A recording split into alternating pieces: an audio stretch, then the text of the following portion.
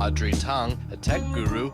At 35 years old, the youngest minister without portfolio in the country's history. Es además la primera ministra transexual del mundo. Le biopic présente Audrey Tang dans L'activiste. Il y a des pays où on a besoin d'avoir un mâle bien viril à la tête de son gouvernement et des pays où on est un peu plus ouvert. Depuis 2 ans, les Taïwanais sont gouvernés par une femme et comptent parmi leurs ministres une ministre transgenre, Audrey Tang.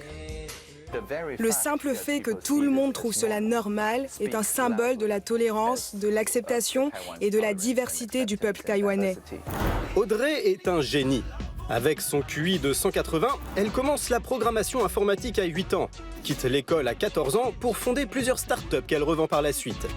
Elle travaille également dans la Silicon Valley pour des géants du numérique comme Apple, avant de prendre une retraite bien méritée à 32 ans. J'ai pris ma retraite en 2013. J'avais déjà travaillé 20 ans. Audrey, qui est en pleine recherche capillaire, décide alors de consacrer sa vie à aider son prochain et propose des tutos pour réussir.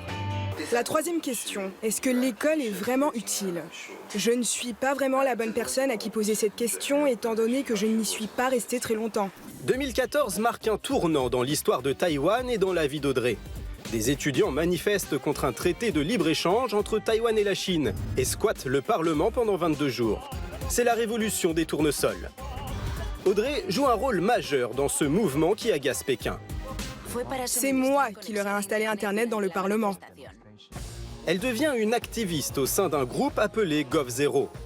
Leur but est de rendre la politique compréhensible par tous.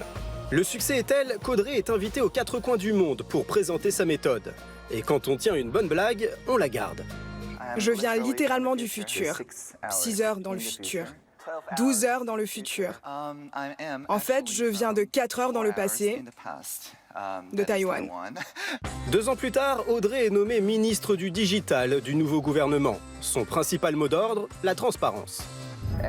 Tout le monde peut demander un rendez-vous avec moi. Tout sera enregistré.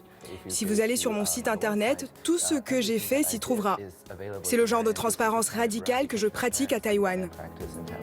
Audrey donne un coup de modernité à l'administration.